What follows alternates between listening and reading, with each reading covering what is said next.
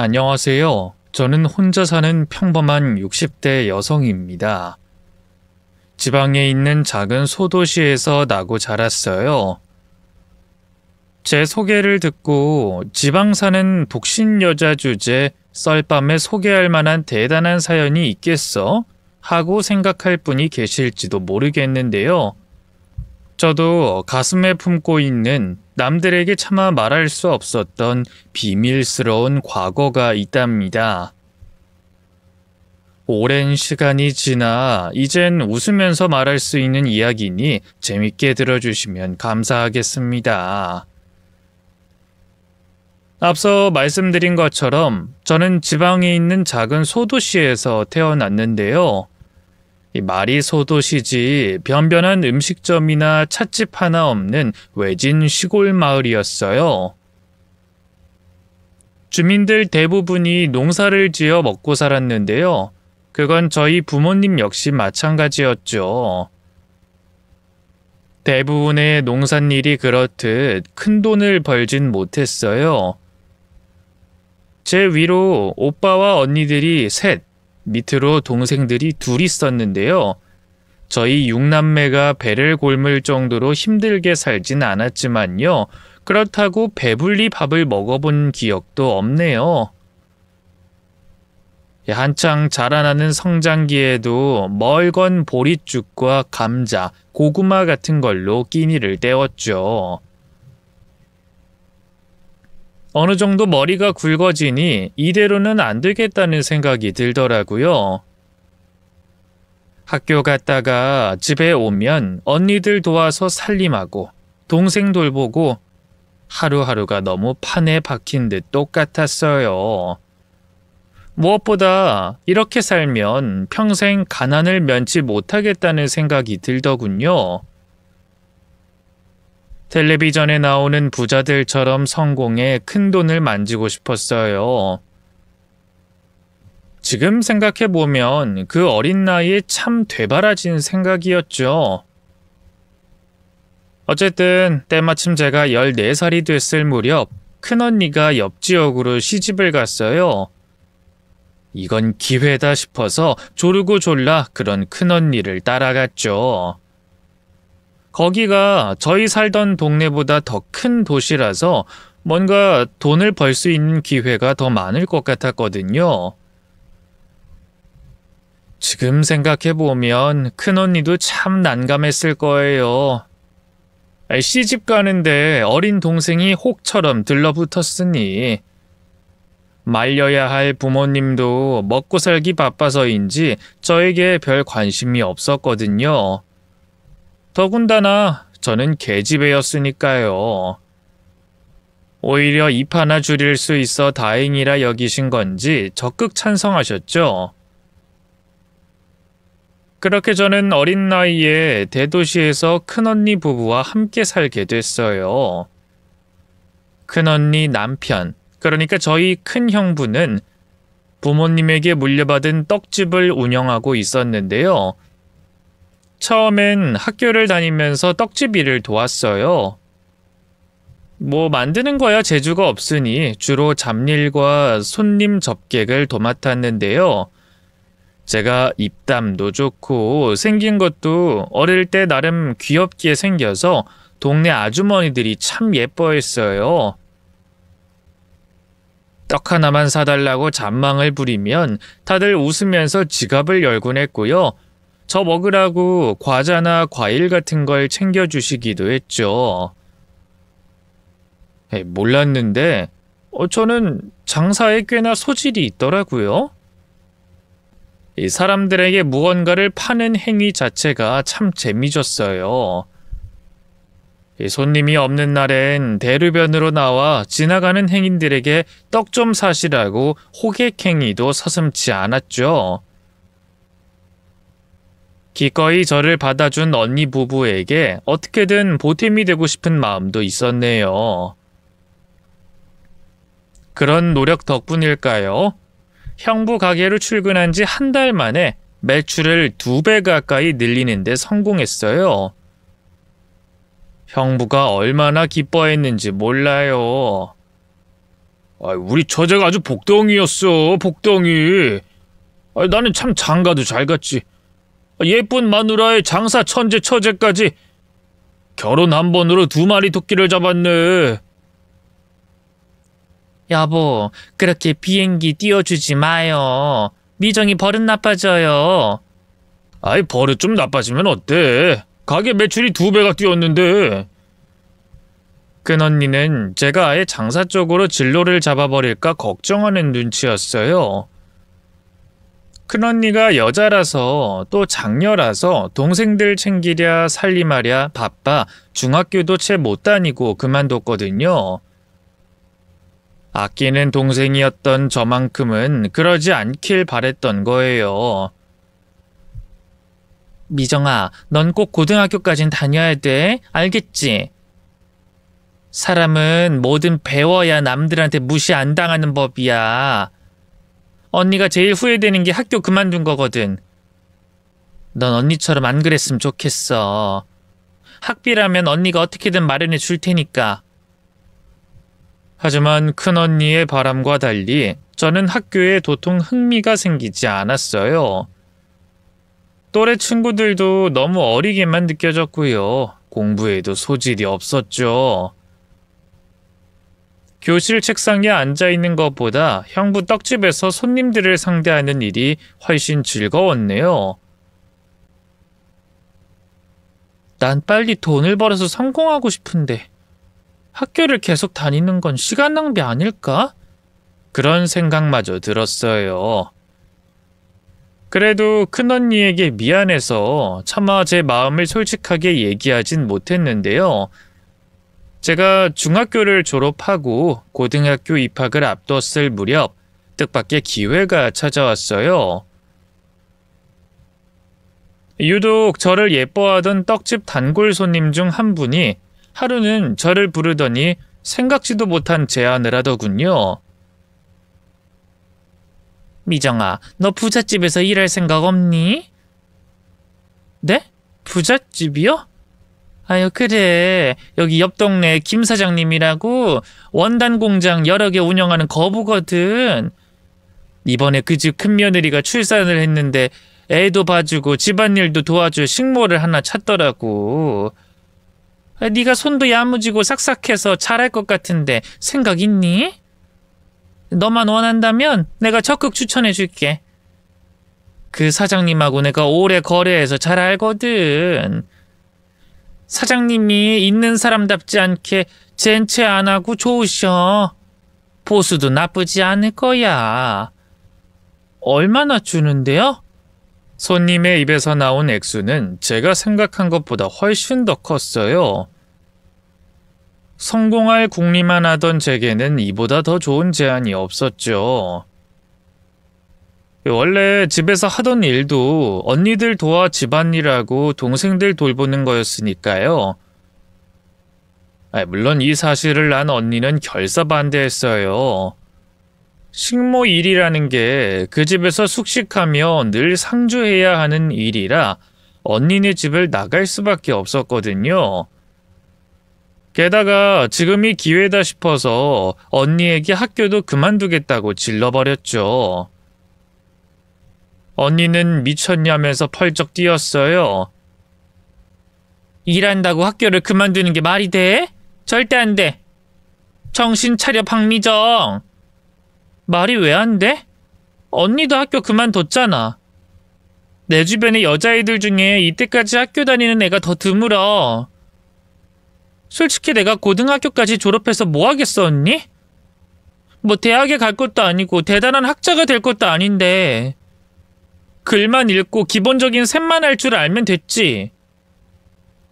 그리고 솔직히 언니도 내 학비 부담되잖아. 지철이 때문에 앞으로 돈 들어갈 일도 많을 텐데. 그 무렵 언니는 아들을 막 낳은 상태였어요. 집에 방이 2개뿐이라 조카는 언니 부부와 함께 안방에서 지냈는데요. 조금만 더 크면 자기 방이 필요할 테고 그럼 제 방을 내어줘야 하는 상황이었죠. 뿐만 아니라 기저귀 값이며 분유값 등 여기저기 돈 들어갈 곳도 많아졌고요. 역시나 제 말에 언니는 아무 말도 하지 못했어요. 저는 이때다 싶어서 언니에게 매달렸죠. 언니, 부탁이야, 응? 나도 언제까지 언니 밑에 있을 순 없잖아. 독립해야지. 이제 때가 됐다고 생각해.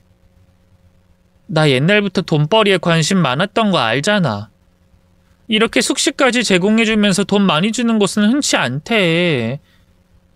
제발 허락해 주라, 제발. 아, 그래, 알겠어. 대신 힘들면 언제든지 그만두고 다시 돌아와야 한다?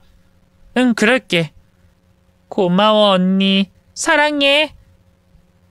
결국 언니는 마지못해 제가 식모일하는 걸 허락했어요. 일손이 급한 상황이라고 해서 이튿날 바로 저를 추천해준 손님과 함께 김 사장님 댁을 방문했네요.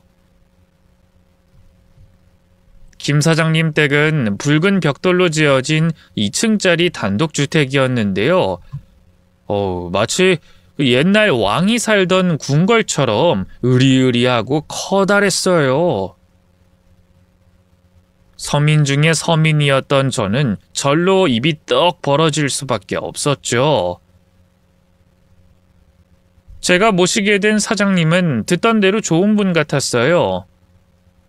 저를 보자마자 바로 마음에 든다면서 오늘부터 일해달라 하더군요.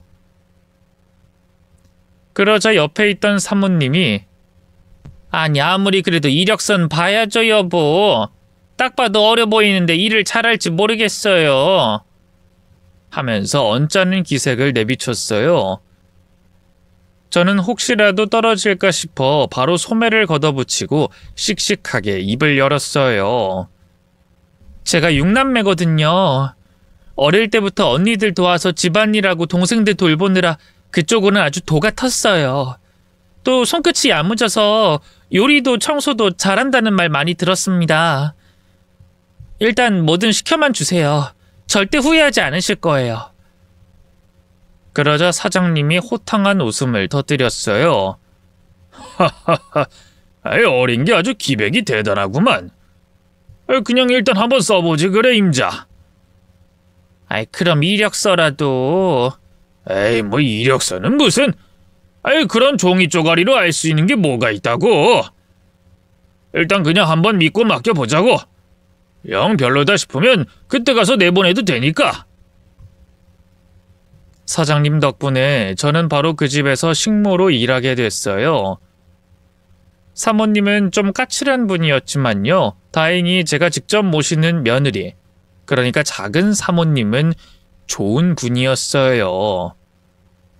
작은 사모님을 꼭 빼닮은 갓 100일이 지난 아기도 너무 귀여웠죠. 물론 갓난아기를 돌보는 게 쉬운 일은 아니었어요. 이 작은 사모님은 부잣집 사모님이라서일까요? 아이가 울면 본인이 달래기보단 저부터 찾았어요. 이 젖을 물릴 때를 빼곤 잘 안아주지도 않았죠. 작은 사장님도 일이 바빠서 그런가 본인 아들인데도 잘 찾지 않았네요. 왠지 어릴 때 제 모습이 겹쳐져서 가슴이 아프더라고요. 저도 부모님이 농산일이 바쁘다는 핑계로 집에 그냥 방치하다시피 해서 키웠으니까요. 자연스럽게 아기한테 더욱더 애정을 쏟게 됐는데요. 나중엔 아기도 자기를 낳아준 작은 사모님보다 저를 더 따랐어요. 울 때 사모님이 아니라 제가 달래줘야 그칠 정도였죠. 그게 작은 사장님 눈에도 보였나 봐요. 하루는 저를 불러 고맙다면서 용돈을 쥐어주더군요. 미정 씨한테 늘 고마워요. 우리 집사람이 워낙 몸이 약해서 애 키우는 것도 살림하는 것도 영 힘들어했거든. 근데 미정 씨 오고 나서 편해졌다고 얼마나 좋아하는지 몰라요. 처음엔 우리 영철이를 남의 손에 맡긴다는 게 영 불안했는데 미정 씨가 친자식처럼 돌봐줘서 마음이 어찌나 편한지 몰라요. 별 말씀을요. 제가 해야 하는 일을 한 것뿐인데요. 딱 돈 받은 만큼만 일하는 사람은 많지만 일에 진심까지 담아서 하는 사람은 흔치 않거든. 내가 볼 땐 미정 씨가 그런 사람이에요. 어떤 일에든 진심을 담아서 최선을 다하는 사람. 사장님의 뜻밖의 칭찬에 얼굴이 붉어졌어요. 늘 무뚝뚝하고 무심하게만 보이던 분인데 그렇게 제가 일하는 모습을 알게 모르게 보고 있을 줄은 꿈에도 몰랐거든요. 부담스럽기도 했지만 그것보단 기쁜 마음이 더 컸네요. 인정받았다는 생각에 말이죠. 미정 씨가 우리 집에 언제까지 있을진 모르겠지만 가급적 오래 일해줬으면 좋겠어요. 적어도 우리 영철이가 학교 들어갈 때까진 말이죠. 걱정 마세요. 저도 영철이하고 정들어서 가급적 오래 보고 싶으니까요. 사장님의 말에 자신있게 대답했어요. 맘 같아선 10년이고 20년이고 일하고 싶은 마음이었으니까요. 그땐 정말 꿈에도 몰랐네요. 예기치 못한 불운한 사고가 작은 사장님 댁을 완전히 뒤집어 놓을 줄은 말이죠. 이듬해 봄, 갑자기 작은 사모님이 종적을 감춰버렸어요. 처음엔 작은 사장님과 다투고 친정에 가셨나 했는데요. 웬걸 일하는 다른 아주머니들 말로는 글쎄 다른 남자와 눈이 맞아 도망가 버렸다고 하더군요. 그게 진짜예요? 작은 사모님이 전혀 그러실 분 같지는 않았는데. 아유, 바람필 관상이 뭐 따로 있나. 확실해. 지금 큰 사모님이 작은 사모님 잡아 족치겠다고 흥신소에 의뢰까지 하고 아주 난리도 아니라니까. 아이, 작은 사장님만 불쌍하게 됐지 뭐. 아, 하긴 뭐 근데 작은 사장님도 사모님한테 너무 무심하긴 했어. 허구한 날 일 바쁘단 이유로 집에도 잘 안 들어오셨잖아. 여자는 꽃이거든. 이 사랑이라는 물을 줘야 활짝 피어나는 꽃. 근데 그 꽃을 집안에 그냥 가둬만 뒀으니 시들기 전에 다른 벌을 찾아 떠나버린 거지. 작은 사모님의 바람으로 한동안 집안은 어수선했어요. 큰 사모님의 히스테리는 극에 달했고요. 큰 사장님과 작은 사장님도 심기가 많이 불편해 보였죠. 의외로 엄마를 잃은 영철이는 의연했어요. 뭐 아직 너무 어리기도 했고요. 제 친모와 이렇다 할 애정관계를 형성하지 못한 상태였으니까요. 차라리 다행이라 해야 할지 불행이라 해야 할지 기분이 묘하더군요. 어쨌든 어린 나이에 엄마를 잃은 아이가 가여워서 더 성심성의껏 보살폈는데요. 충격적인 진실이 또 한 번 집안을 뒤집어 놓고 말았습니다. 평소처럼 아이 분유를 먹이려고 부엌에 있었는데요. 갑자기 2층에서 사모님이 내려오더니만 영철이에게 다가갔어요. 처음엔 가여워서 안아라도 주시려는 건가 했어요. 뭐 평소 큰 사모님도 큰 사장님도 하나뿐인 손주라고 영철이를 많이 예뻐했거든요. 그런데 웬걸 사모님은 영철이를 들어 올리자마자 바로 바닥에 내동댕이 쳐버리는 게 아니겠어요. 놀란 영철이가 왕 하고 울음을 터뜨렸고요. 저는 기겁해 바로 달려갔죠. 사모님, 이게 대체 무슨... 가까이서 본 사모님의 눈은 붉게 충혈돼 번들거리고 있었어요. 도무지 제정신으로 보이지 않았죠. 아니나 다를까 흥분에 씩씩대던 사모님이 또다시 아이에게 달려들더군요.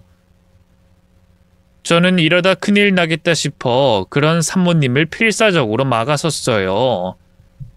사모님 대체 왜 이러세요? 진정 좀 하세요. 영철이에요, 영철이. 큰 사모님 하나뿐인 손주 영철이라고요. 손주는 무슨... 우리 김씨감은 피 한 방울 안 섞인 애인데 손주는 무슨 놈의 손주야? 네? 그게 대체 무슨... 내가 이상하다 했어. 우리 상철이 자식이라면서 뭐 하나 닮은 구석이 하나도 없는 게 너무 이상했다고. 그 망할 년이 감히 뻐꾸기 짓을 해? 우리 집안을 얼마나 우습게 봤으면. 그 망할 년 내가 가만둘 줄 알아? 찾으면 요절을 내버릴 거야. 그년 새끼인 이놈도! 너무나 충격적이게도 영철이는 작은 사장님의 친아들이 아니었어요. 작은 사모님이 아무도 모르게 밖에서 내연남과 만들어 온 자식이었죠. 하지만 나쁜 건 작은 사모님이지 그 어린 것한테 무슨 죄가 있겠어요. 저는 아이한테 달려들려는 큰 사모님을 필사적으로 말렸고요. 이내 소식을 듣고 달려온 큰 사장님과 작은 사장님도 그런 사모님을 말렸네요. 결국 영철이는 작은 사모님네 친정에서 데려가 키우는 것으로 일단락이 됐답니다. 졸지에 저도 일을 그만둬야 할 처지가 됐어요. 제 임무는 몸 약한 작은 사모님을 챙기고 영철이를 돌보는 일이었으니까요. 다행히 큰 사장님은 바로 나가라고 내쫓진 않으셨고요. 다음 일이 구해지면 그때 나가라고 유예 기간을 주셨네요. 다시 큰언니네로 돌아갈까 고민도 해봤는데요. 그 사이 제 방은 조카 방으로 바뀐 지 오래였어요. 굳이 다시 들어가서 민폐를 끼치고 싶지 않았네요. 고민하다 식당 여기저기에 발품을 팔아 이번엔 주방 보조 일을 알아보기 시작했어요. 제가 가진 몇 안 되는 재주 중 하나가 음식 만들기와 손님 상대였으니까요. 식당만 차리면 성공할 자신이 있었어요. 식모일 하는 동안 돈 한 푼 안 쓰고 모으기만 해서 통장이 제법 두둑하기도 했고요. 하지만 아직 가게를 차리기엔 돈이 좀 부족하기도 했고요. 대뜸 창업부터 하기 전에 일단 다른 가게에서 일하면서 경험을 좀 쌓을 작정이었어요. 그래서 그날도 식당 여기저기를 돌아다니다 사장님 댁으로 왔는데요. 꽤 늦은 시간이었는데 주방에 불이 켜 있더라고요. 누가 있나 하고 들어가 보니 웬걸 작은 사장님이 홀로 술을 마시고 있더라고요. 마신 지 오래됐는지 사장님의 얼굴은 이미 불쾌했어요. 아내가 바람나서 도망간 것도 모자라 어린 아들까지 잃게 됐으니 그 속이 속이겠어요. 방해하고 싶지 않은 마음에 조용히 방으로 들어가려고 했는데요. 귀가 밝은 사장님이 먼저 제게 온 걸 눈치챘어요. 미정씨? 잠깐 이리 와봐요. 하면서 저를 손짓해 부르더군요. 바로 그 앞으로 달려갔어요. 네, 사장님. 뭐 시키실 일 있으세요? 뭐 안주라도 만들어 드릴까요? 아니, 그건 됐고 이 앞에 앉아서 내 술 상대나 좀 해줘요. 네?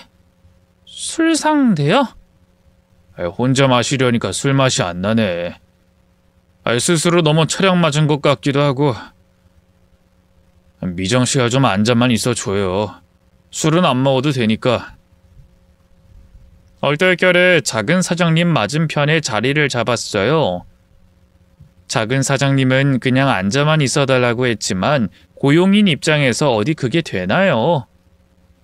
사장님 술잔이 빌 때마다 술도 따라주고요. 안주가 좀 식은 것 같아 데워다 주기도 하고 바쁘게 움직였죠.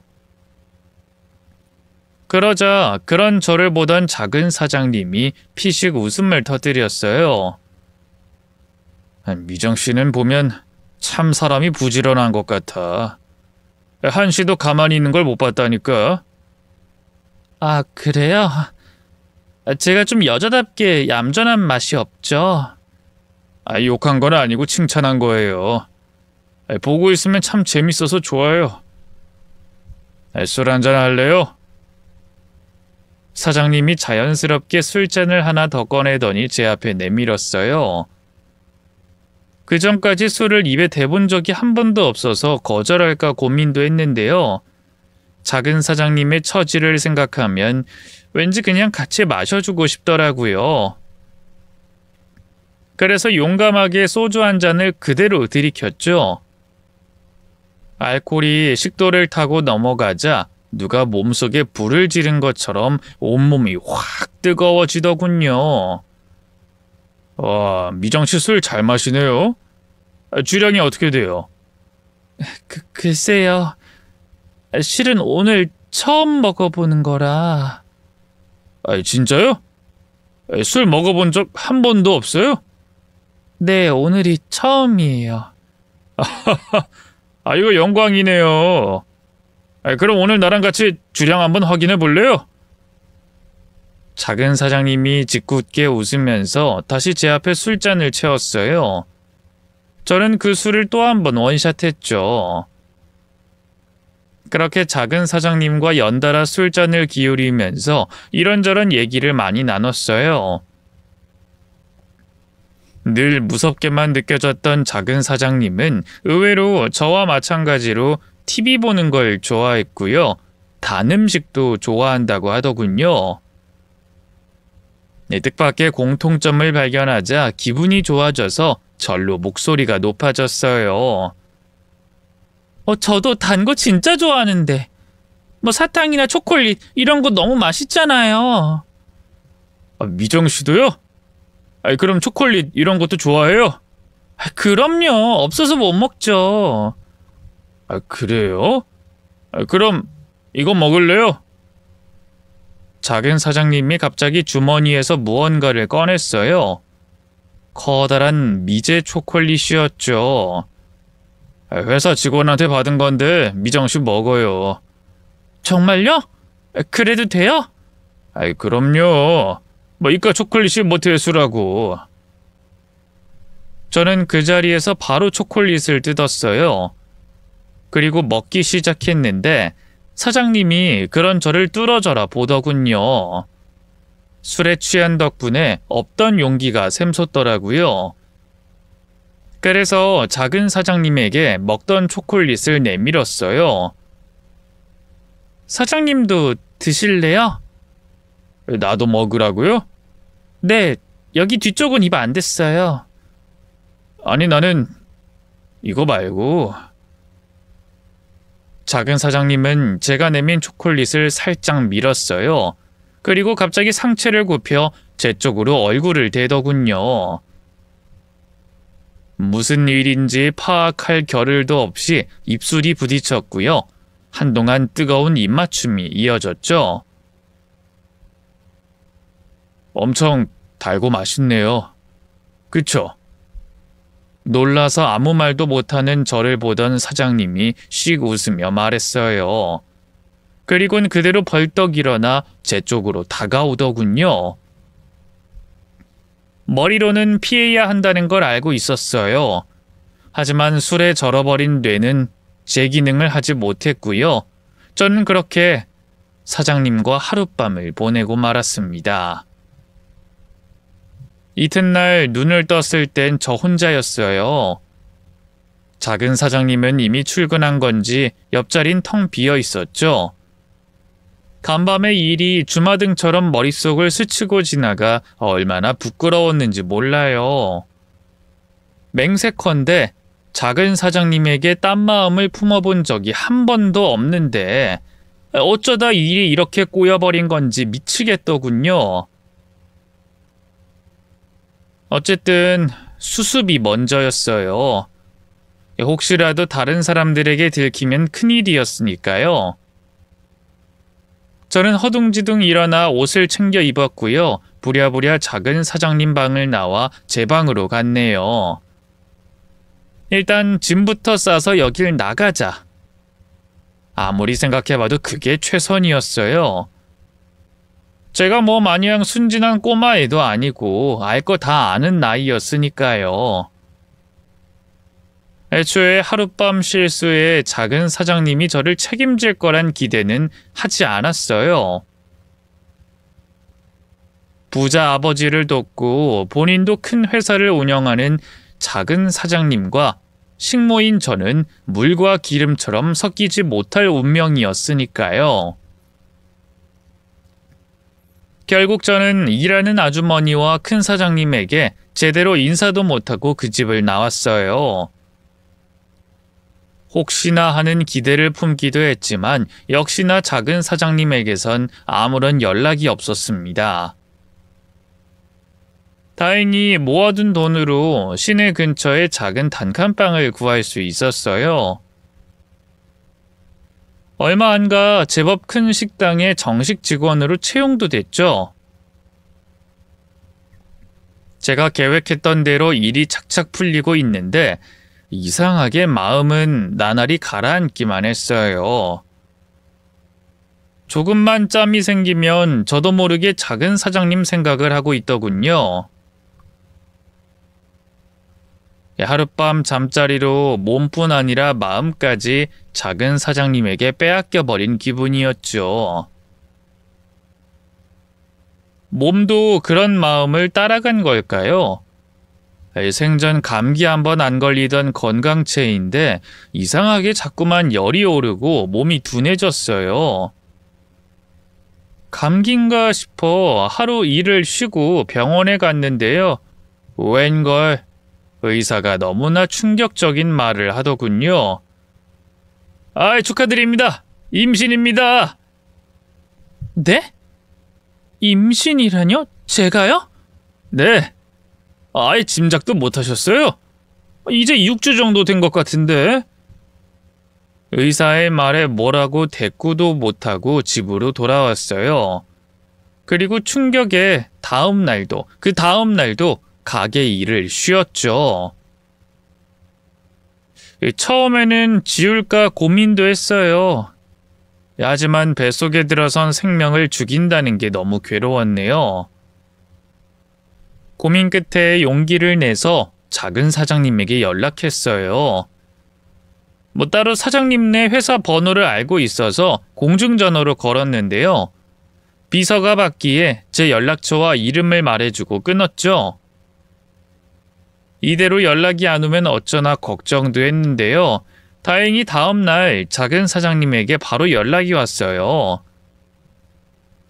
할 말이 있다 하니 가타부타 말없이 바로 시내 찻집으로 와주더군요. 오랜만이네요, 미정씨. 그동안 잘 지냈어요? 갑자기 그만두는 바람에 마지막 인사도 제대로 못했네요. 작은 사장님은 어제 본 사람처럼 태연하게 제게 인사를 건넸어요.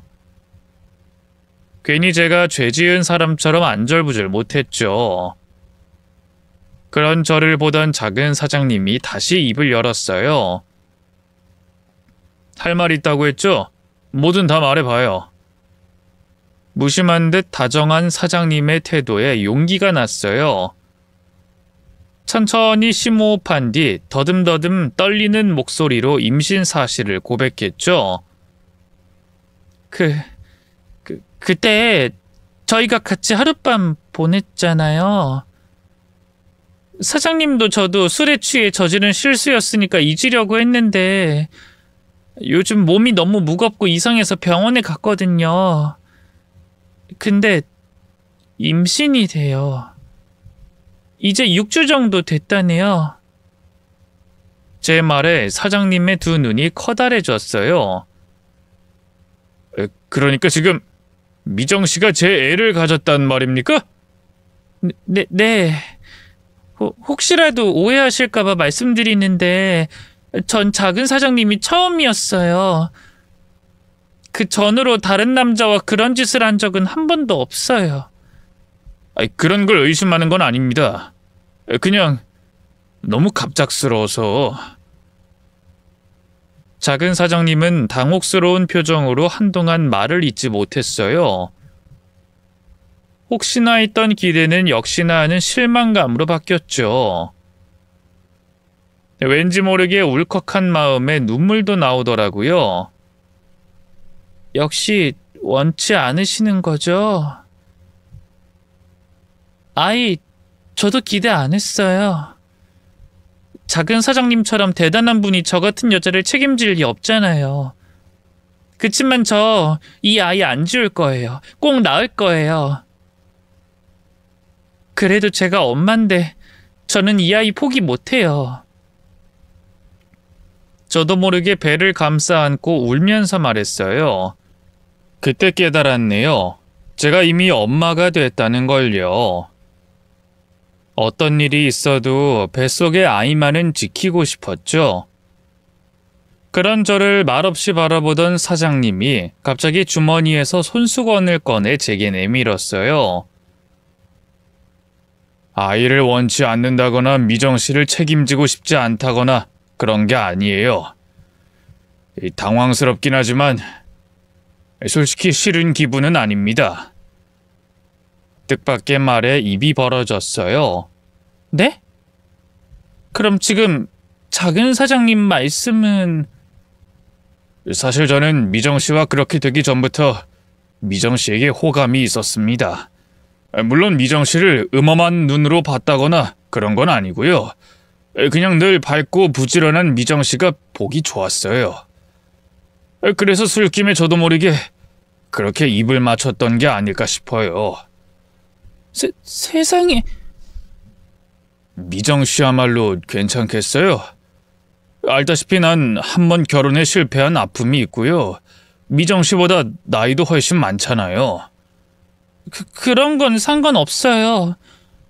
그날 처음으로 같이 밤을 보낸 날, 그날 이후로 전 줄곧 작은 사장님 생각만 했어요. 저를 만나러 와주지 않을까 매일 기다렸다고요. 작은 사장님이 말없이 저를 끌어안았어요. 저희는 한 번 더 깊은 입맞춤을 나눴고요. 그렇게 조금 늦게 서로의 마음을 확인하게 됐답니다. 당연히 큰 사장님 댁에선 난리가 났어요. 늘 사람 좋던 큰 사장님도 난색을 표하셨고요. 사모님은 제 머리채를 휘어잡고 난장을 부리셨네요. 이년이 감히 식모년 주제에 우리 집안을 넘봐? 여우같이 우리 아들이 약해진 틈을 노려서 접근하면 뭐 우리가 널 받아줄 줄 알았니? 너 내가 처음 봤을 때부터 느낌이 안 좋았어. 우리 그이 앞에서 살살 눈웃음 칠 때부터 알아봤다고. 어머니 지금 뭐 하시는 거예요? 그만하세요. 이 사람 임신했다고요? 보다 못한 작은 사장님, 아니 남자친구가 그런 사모님을 막아섰어요. 그러자 사모님이 하하고 헛웃음을 치더군요. 이 팔푼이 같은 놈, 그렇게 당하고도 정신을 못 차리겠니? 이 뱃속에 애가 네 씨란 보장이 어디 있어? 지금 무슨 말씀하시는 거예요? 미정 씨는 전처랑 달라요. 뒤에서 딴짓할 여자가 못 된다고요? 웃기고 있네. 넌 사업한다는 놈이 그렇게 사람 보는 눈이 없니? 싸움은 곧 남자친구와 사모님의 싸움이 됐어요. 보다 못한 큰 사장님이 끼어들어 중재에 나섰죠. 둘 다 그만해. 임자도 진정 좀 하라고. 내가 지금 진정하게 생겼어요? 아무리 미정이가 담이 커도 설마 같은 남자한테 똑같은 수법을 쓰겠어? 친자 검사하면 바로 들통날 일인데. 그럼 당신은 뱃속의 애가 진짜 우리 상철이 애라고 생각해요? 우리가 미정이를 한두 해봐? 그런 몹쓸 거짓말을 할 애는 아니잖아. 큰 사장님은 이번에도 저를 믿어주셨어요. 저와 남자친구를 번갈아 보면서 그러시더군요. 이미 생긴 애를 지우라고 할 수도 없고 뭐 어쩌겠어. 둘이 좋다는데. 어디 한번 잘 살아봐. 여보, 지금 그걸 말이라고? 감사합니다, 아버지. 이번엔 정말 실망시켜드리지 않을게요. 사모님이 날뛰건 말건 남자친구는 큰 사장님을 향해 꾸벅 고개를 숙였어요. 저도 덩달아 꾸벅 고개를 숙이고 인사드렸죠. 그렇게 저는 제가 식모로 일하던 집에 새 며느리로 들어가게 됐답니다. 시댁살이는 예상했던 대로 험난했어요. 일하던 아주머니들은 저를 불편해하며 눈치 봤고요. 큰사모님, 아니 시어머니는 저를 대놓고 구박하셨죠. 임신했다는 걸 뻔히 알면서 물 떠와라, 밥 차려라, 옛날 식모대하듯이 부려먹으셨고요. 심지어 마당에 잡초를 뽑거나 창고를 정리하는 등 남자 일꾼이 하던 굳은 일도 다 저를 시키셨네요. 혹시라도 우리 그이나 상철이한테 말하면 알지? 그땐 너 죽고 나 사는 거야. 알겠어? 시어머니는 간악하게도 시아버지와 남편이 출근해 없을 때만 저를 괴롭혔어요. 그리고는 잃을 생각 말라며 대놓고 협박도 하셨죠. 어떻게든 시어머니와 잘 지내고 싶었던 저는 묵묵하게 시어머니의 시집살이를 견뎌냈어요. 혹시라도 일렀다가 시어머니가 정말 저와 뱃속의 아이에게 해코지할까봐 겁이 나기도 했고요. 시간이 흐를수록 시어머니의 괴롭힘은 더욱더 심해졌어요. 제 배가 만삭이 됐을 무렵이 한창 김장철이었는데요. 시아버지와 남편이 출근하자마자 저를 마당으로 데려가더군요. 거기엔 일하는 아주머니들이 다라이에 절여놓은 배추가 한 무더기였어요. 상철이 회사에서 조만간 직원들 단합대회 하는 거 알지? 그때 김치 나눠줄 거니까 성심성의껏 마음을 담아서 만들어. 이런 것도 다 내조니까. 알겠니? 너무 많은데요, 어머님. 저 혼자선 다 못할 것 같아요. 이게 어디서 우는 소리야? 천한 식모였던 주제. 그럼 뭐 네 엄마 뻘 되는 여사님들 부리겠다는 거야? 아니요, 그런 게 아니라 보시다시피 제가 만삭이잖아요, 어머님. 몸도 제대로 굽히기 힘든데 어떻게 김장을 하겠어요. 누군 애 안 낳아봤니? 나 때는 애 낳고도 바로 밭에 나가 일하는 여자들이 수두룩 빽빽이었어.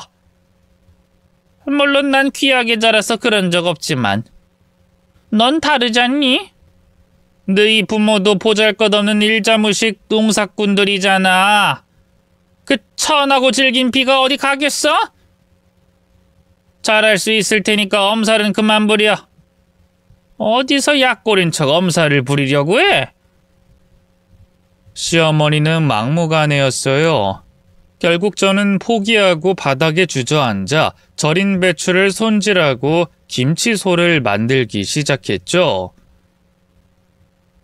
제가 만삭 임산부 치고는 배가 많이 안 나와서 가능했지 아니었으면 어림도 없었을 거예요. 하지만 역시 몸에 무리가 가긴 갔나 봐요. 얼마 안 가 배가 미친 듯이 당기기 시작했는데요. 코앞에서 팔짱을 끼고 감시하고 있는 시어머니 때문에 제대로 쉬지도 못했어요.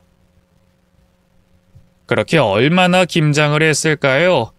갑자기 다리 밑으로 뜨거운 무언가가 확 흐르는 느낌이 나더니 시야가 빙글빙글 돌기 시작했어요.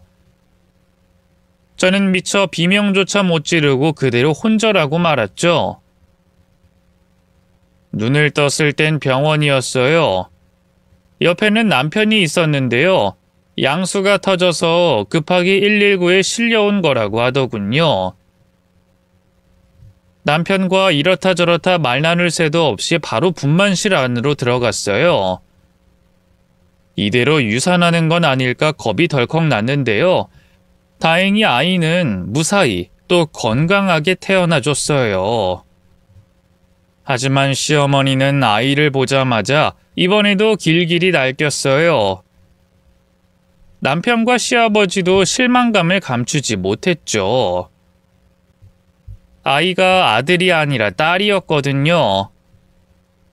내가 천한 식모였던 너를 우리 집 며느리로 허락한 이유가 뭔데? 우리 김씨 집안 피를 이을 아들을 가졌다고 해서였잖아. 근데 기집애라니 이게 말이 되니? 어? 네가 도대체 제대로 할 줄 아는 게 뭐야? 죄송해요, 어머님. 죄송하다고 하면 다야? 어디 쓸데도 없는 기집애를 낳아놓고 언감생심 우리 집안을 넘보다니. 기가 막혀. 너 당장 짐 싸서 네 애랑 같이 나가. 꼴도 보기 싫으니까 나가라고. 어머니 그만 좀 하세요. 이제 막 출산한 사람한테 뭐 하시는 거예요? 이번에도 날뛰는 시어머니를 막아준 건 남편이었어요. 그러자 시어머니가 바로 두 눈에 쌍심지를 켜더군요. 넌 이 와중에도 네 부인 편을 들고 싶니? 어? 그럼 어떡해요? 딸 낳은 게 이 사람 잘못도 아니고. 이 다음엔 꼭 아들 낳으면 되잖아요. 이 사람 아직 젊어요. 조금만 기다려주세요. 남편의 설득에 시어머니는 간신히 흥분에 가라앉혔어요. 순식간에 딸 낳은 죄인이 된 저는 병원에서 편히 쉬는 것도 눈치가 보였고요. 제 몸을 풀기도 전에 다시 집으로 돌아와 시어머니의 모진 시집살이를 견뎌야 했죠. 시어머니는 제가 출산하길 기다린 사람처럼 작정하고 괴롭혀댔어요. 집안일을 전부 떠넘긴 건 물론이고요. 툭하면 김장이다, 회사 갖다 줄 도시락이다 하면서 제게 어마어마한 음식 만들기를 시켰죠. 갓 태어난 딸을 돌보면서 홀로 그 노동을 감당하는 건 쉽지 않은 일이었어요. 저는 나날이 말라갔고요. 신경도 점점 날카로워져 갔죠. 결국 참다 못해 남편에게 하소연도 해봤는데요. 돌아온 반응은 너무나 충격적이었어요. 그럼 뭐 어떡해. 어머니 그러는 게 하루 이틀도 아니고 당신이 더 잘해야지. 전 그래도 미안하다, 뭐 내가 더 잘하겠다 이런 빈말이라도 해줄 줄 알았거든요. 그런데 남편은 오히려 제 탓을 했어요. 내가 어머님한테 못하는 게 아니잖아. 나도 나름 최선을 다하고 있다고. 근데 내가 뭘 하든 못마땅히 하시는 걸 어떡해. 그럼 더더욱 노력하면 되지. 여자들은 그게 문제야. 제대로 해보지도 않고 조금만 힘들면 우는 소리라지. 내가 지금 엄살이라도 부린다는 거야? 그런 게 아니라. 그만하자. 그러니까 애초에 당신이 아들만 낳았으면 이런 일 없었잖아. 당신도 알지? 우리 부모님이 내 과거 일 때문에 더욱더 아들에 집착하시는 거. 그러니까 당신이 조금만 더 참아. 잠자리도 더 노력하자고. 당신 요즘 자꾸 피하기만 하고 너무 소극적이야. 벌써부터 그러면 어떡해? 너무 서러웠어요. 제가 딸을 낳은 이후로 묘하게 남편의 태도가 차가워졌다고 느끼긴 했지만 설마 이렇게 대놓고 모진 말을 할 줄은 꿈에도 몰랐거든요. 제 마음을 아는지 모르는지 남편이 끈적한 눈빛으로 제게 다가왔어요. 잠자리를 하자는 신호였죠. 고된 노동에 지쳐 체력도 바닥났지, 남편도 밉지, 어디 같이 자고 싶은 마음이 들겠어요? 하지만 아들을 낳아야 한다는 압박감에 결국 저는 남편을 거부하지 못했네요. 그런 제 노력에도 불구하고 둘째는 좀처럼 들어서지 않았어요. 그 기간이 1년, 2년, 3년. 점점 길어질수록 시어머니의 눈총은 더욱더 심해졌고요. 시아버지도 아닌 척하지만 저를 내심 못마땅해 하는 게 느껴졌네요. 설상가상 언젠가부터 남편은 아예 저와의 잠자리를 피하기 시작했어요. 일 때문에 힘들다는 게 그 이유였죠. 제가 볼 땐 나이 탓이었지만요. 제 유일한 안식처는 오직 딸뿐이었어요. 딸은 눈칫밥을 먹는 와중에도 건강하게 잘 자라줬고요. 초등학교 들어간 이후로는 공부도 곧잘해서 늘 상을 받아왔어요. 처음엔 딸애를 못마땅해 하던 남편과 시아버지도 점점 딸을 예뻐하기 시작했죠. 그땐 그게 참 다행이라고 생각했어요. 곧 제 앞에 닥칠 미래를 꿈에도 모르고 말이죠. 남편의 바람을 알게 된 건 결혼 13주년을 앞둔 어느 날이었어요. 아니, 이걸 알았다고 해야 할까요? 남편이 씻으러 간 사이에 남편 핸드폰이 울리기에 제가 대신 받았는데요. 웬 젊은 여자가 "여보세요? 오빠?" 하더라고요. 그래서 제가 "누구세요?" 하고 되물으니 바로 툭 끊어버리더군요. 뭔가 느낌이 쎄해서 남편의 핸드폰을 뒤져보기 시작했어요. 그런데 웬 낯선 여자와 찍은 사진이 몇 장 나오더군요. 이 충격에 두 손이 덜덜 떨렸어요. 남편이 나오자마자 바로 이게 뭐냐고 추궁했는데요. 남편은 너무나 뻔뻔하게도 외도 사실을 인정하더군요. "그래, 맞아. 요즘 내가 만나는 여자야." "뭐? 그게 지금 아내인 내 앞에서 할 소리야?" 참나. 니깎게 뭐라고 내가 네 앞에서 말을 가려야 하는데? 남자가 바깥일 하다 보면 다른 여자한테 눈 돌릴 수도 있고 그런 거지. 어떻게 그런... 당신이 짐승이야? 짐승이냐고? 간통은 엄연한 범죄야. 야, 넌 거울도 안 보냐? 얼굴은 다 늙어서 주름투성이지 머리엔 새치가 수두룩하지. 누가 널 나보다 연하로 보겠어? 난 이제 네가 여자로 느껴지지도 않아. 그냥 우리 지영이 엄마니까 데리고 사는 거지. 남편의 모욕적인 말에 사지가 덜덜 떨렸어요. 미안하다 사과조차 않는 남편을 보고 있자니 가슴 깊은 곳에서부터 뜨거운 무언가가 울컥하더군요. 난 당신하고 잘 살고 싶어서 최선을 다했어. 어머님이 모질게 괴롭혀대도 늘 내내 순종했고 집안일이고 육아고 잠도 줄여가면서 다 해냈다고. 근데 어떻게 당신이 나한테 이럴 수가 있어? 어? 에휴, 대한민국 여자들 다 너처럼 살아. 네가 뭐 대단히 힘들고 고생하는 거 아니니까 유난 떨지 말라고. 끝까지 지지 않고 어깃장을 놓는 남편을 보고 있자니 그나마 남아있던 신락 같은 애정도 사라져버렸어요. 결국 저는 이혼하자고 말했고요. 남편은 기다렸던 사람처럼 바로 그러자 했네요. 문제는 딸에 대한 양육권이었어요. 남편과 시아버지는 절대로 딸을 빼앗기고 싶지 않아 했죠. 물론 저도 마찬가지였어요. 딸의 미래를 위해선 돈 많은 남편 밑에서 크는 게 낫지 않을까 하는 생각도 했는데요. 그래도 생떼 같은 딸을 차마 떼어놓고 갈 수는 없었네요. 따로 변호사를 선임해 양육권 소송을 했어요. 변호사는 남편이 외도했기 때문에 제가 유리하다고 했는데요. 웬걸? 재판부는 결국 남편의 손을 들어줬어요. 제가 경제력이 없다는 게 그 이유였죠. 나중에 알았지만 시아버지가 판사와 따로 연줄이 있더라고요. 더러운 수를 쓴 거였어요. 어쨌든 졸지에 남편에게 버림받고 딸까지 잃은 저는 제정신이 아니었어요. 갈 곳이 없어 큰언니네 집에 몸을 을탁했는데요. 매일 술 먹고 울고 자기만 했죠.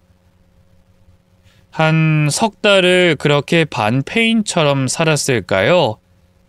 큰언니가 그런 저를 더는 볼 수가 없었나 봐요. 떡집에 나와 일을 좀 도와달라고 하더군요. 내키지 않았지만 객식구로서 차마 거절할 수가 없었어요. 그래서 떡집으로 나가 일을 하기 시작했죠. 매일 규칙적으로 몸을 움직이다 보니 식욕이 나고요. 배가 고파 밥을 먹다 보니 또 사라지대요. 정신이 맑아지니 어떻게든 딸을 되찾아야겠다는 생각이 들더라고요. 그래서 여러 가지로 궁리를 모색해 봤는데요. 남편은 사설 경호원까지 고용해 딸과 제 만남을 완전히 차단해버린 상태였기에 너무 막막했어요. 일단 돈부터 어마어마하게 벌어서 성공해야겠다는 생각이 들더군요. 때마침 처녀적에 모아둔 돈이 남아있는 상태였어요. 고민하다 작은 분식집 하나를 차려 장사를 시작했죠. 하지만 너무 준비 없이 마음만 앞서 덜컥 일을 저질러 버렸기 때문일까요? 처음엔 장사가 좀 되는가 싶더니 나중엔 파리만 날렸어요. 바로 근처에 유명한 프랜차이즈 분식점이 들어서면서부턴 상황이 더욱더 나빠졌죠. 결국 저는 3년도 채 안 될 장사를 접어야 했고요.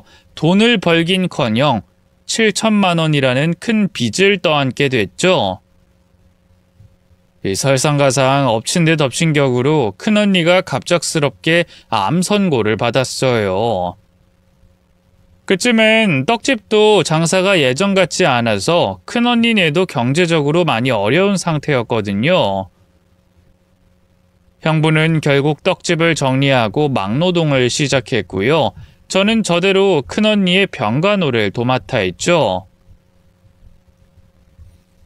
힘든 상황 속에서도 시간은 화살처럼 빠르게 흘렀어요. 큰언니는 무려 5년이라는 세월 동안 암투병을 하다 결국 눈을 감았는데요. 제게는 엄마 같은 존재였기 때문에 그 슬픔은 이루 말할 수가 없었어요. 덕분에 또 몇 년을 폐인처럼 방 안에만 틀어박혀 있었죠. 그래도 산 사람은 살아야 하잖아요. 형부가 막노동에 벌어온 돈으로 먹고 사는 것도 하루 이틀이지 뭐라도 해야겠다는 생각이 들더군요.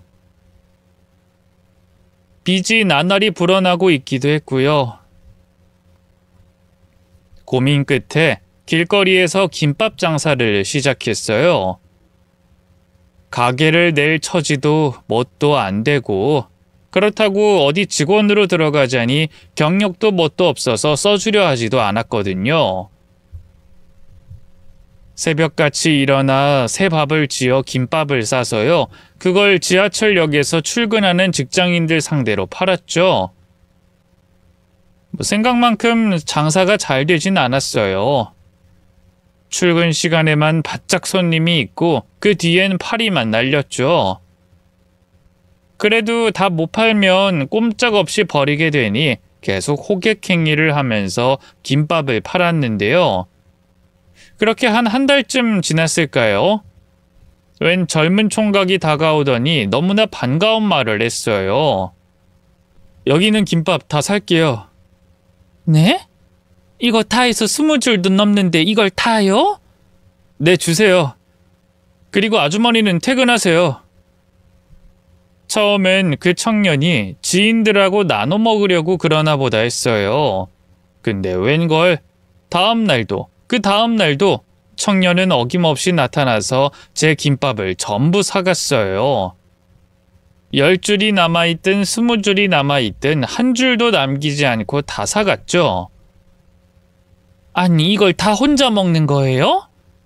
아니요, 그냥 회사 사람들하고 나눠 먹기도 하고 뭐 그래요. 그래도 매일 먹으면 질릴 텐데.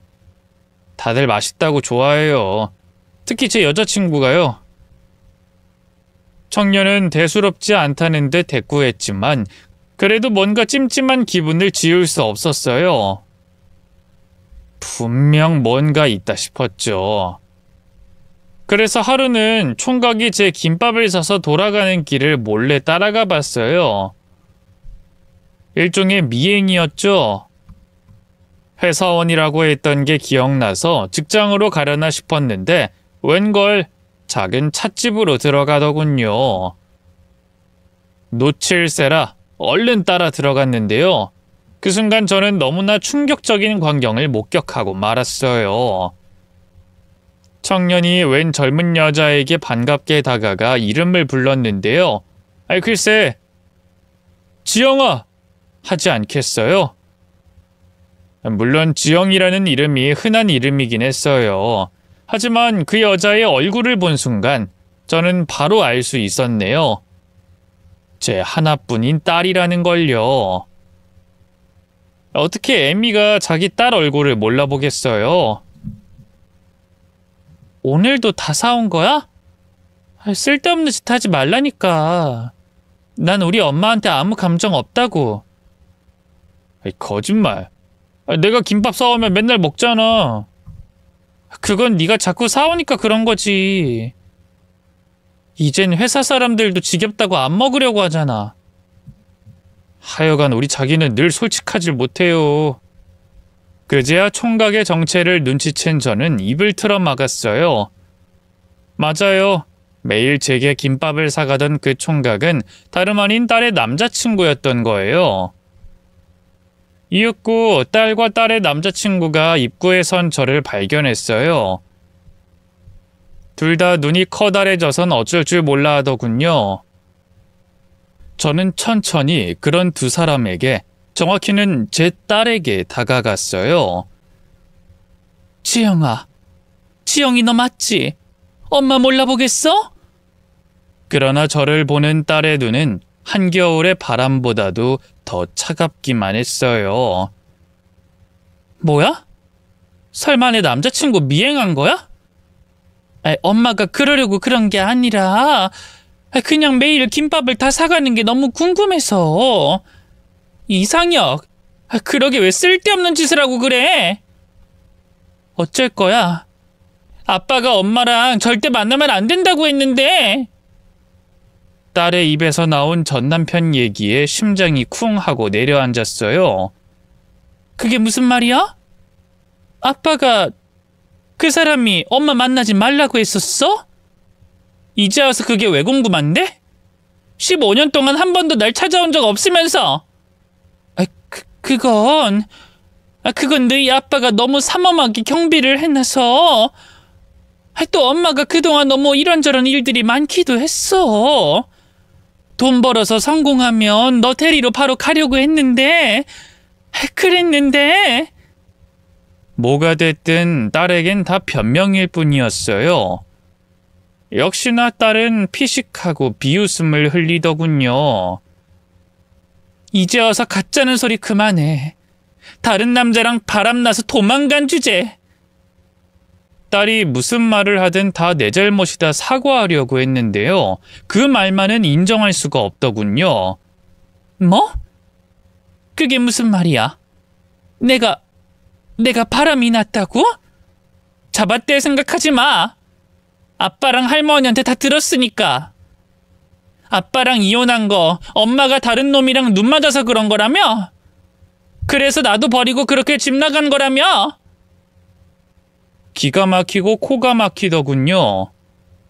쓰레기 같은 전 남편은 본인이 바람핀 것도 모자라서 그걸 제게 덮어 씌우기까지 한 거예요. 딸의 마음이 혹시라도 제게 넘어갈까봐 그런 거겠죠. 아무리 그래도 그렇지 어떻게 그런 거짓말을. 억울함에 손발이 덜덜 떨리더군요. 아니야 지영아, 바람핀 건 내가 아니라 너희 아빠라고. 그래서 엄마가 참다 이혼했던 거야. 뭐? 그게 무슨. 거짓말하지 마. 거짓말 아니야. 지영이 너 초등학교 때까진 엄마랑 살았잖아. 기억 안 나니? 엄마가 어떤 사람이었는지? 하루 종일 집에서 너희 할머니 등살에 시달리면서 일만 했잖아. 근데 어떻게 남자를 만나겠어? 제 말이 일리가 있다고 생각했는지 딸의 동공이 흔들리기 시작했어요. 그럼 할머니가 거짓말했다는 거야? 그래, 엄마 증거도 있어. 진짜야. 사실 남편과 이혼을 준비할 때 외도 증거를 사진으로 남겨놓기도 했거든요. 그 상간녀와 주고받은 문자나 같이 찍은 사진 같은 거요. 그래서 실제로 상간자 소송에선 이기기도 했고요. 이걸 딸에게 보여주는 게 맞나 싶었지만 그래도 딸의 오해를 풀고 싶었어요. 그래서 저는 허둥지둥 핸드폰을 꺼내 갖고 있던 남편의 외도 증거를 보여줬죠. 딸은 충격받았는지 한동안 아무 말도 못했고요. 그러다 뒤늦게 저를 끌어안고 울음을 터뜨렸어요. 미안해, 엄마. 난 아무것도 모르고 계속 엄마만 원망했어. 엄마가 아빠랑 할머니 때문에 얼마나 힘들어했는지 그 어린 나이에도 뻔히 알았으면서. 미안해. 정말 미안해. 아니야. 우리 딸이 뭐가 미안해. 다 엄마가 잘못한 거지. 널 그렇게 빼앗기는 게 아니었는데 어떻게든 찾아왔어야 했는데 엄마가 사는 게 너무 힘들고 또 너희 아빠가 부자니까 그래서 나랑 있는 것보단 아빠랑 사는 게 더 행복하겠지 했어. 나 하나도 안 행복했어, 엄마. 할아버진 돌아가신 지 오래고 할머니 맨날 나보고 욕밖에 안 해. 집도 쫄딱 망해서 아빠는 맨날 술만 먹고. 딸의 입에서 전해들은 시댁의 근황은 너무나 충격적이었어요. 시아버지는 간암으로 몇 해 전에 돌아가셨고요. 전 남편이 모든 사업을 물려받았는데 웬걸 투자를 잘못하는 바람에 쫄딱 망해 빚더미에 올라앉았다 하더군요. 태생 자체가 부잣집 도련님이라 그런지 재기할 생각도 못하고요. 허구한 날 술만 퍼먹으면서 허송세월하고 있나 봐요. 시어머니는 그런 전 남편한테 차마 뭐라고 말도 못하고 속만 끓이며 딸을 구박하고 있었고 말이죠. 덕분에 딸은 대학교를 졸업하자마자 바로 취업해서요. 그 망할 모자를 먹여 살리느라 등골이 휘고 있었어요. 모든 진실을 알게 되니 정말 너무나 화가 나더군요. 저는 그 길로 전 남편에게 연락해 만나자고 했어요. 전 남편은 제가 허락도 없이 딸을 만났다면서 길길이 날뛰던 것도 잠시 거짓말한 사실을 추궁하자 아무 말도 못하더군요. 그래서 뭐? 이제 와서 뭐 어쩔 건데? 뭐 사과하면 돼? 그럼 되겠어? 사람이 어쩜 그렇게 뻔뻔해? 바람 폈을 때도 나한테 사과 한마디 안 터니. 난 사과 같은 거 모르는 사람이야. 남자 가오가 있지. 한심한 인간. 평생 그렇게 살아. 지영이 내가 데려갈 테니까. 뭐? 그건 안 돼. 얘가 지금 우리 집 기둥인데 난 어떡하라고? 기둥은 무슨. 할 짓 없어서 어린 딸한테 빨대 꽂고 기생을 해? 지영이도 이미 나랑 같이 산다고 마음 정했어. 다신 우리 모녀 앞에 나타날 생각 마, 이 쓰레기야. 분이 풀리지 않아 전 남편 얼굴에 커피를 뒤집어 씌우고 뺨을 한 대 때렸어요. 그리고 얼른 딸 손을 잡고 도망치듯 그곳을 나왔죠. 그러자 전 남편은 단단히 약이 올랐던가 봐요. 기어이 제가 사는 곳을 알아내선 집 앞까지 찾아와 행패를 부리더군요. 경찰에 신고하겠다고 하자 바로 꽁지가 빠져라 도망가 버렸지만요. 물론 그 뒤로도 전 남편은 끈질기게 딸에게 연락했어요. 제발 돌아와 달라. 아빠가 잘못했다. 뭐 이런 호소였죠.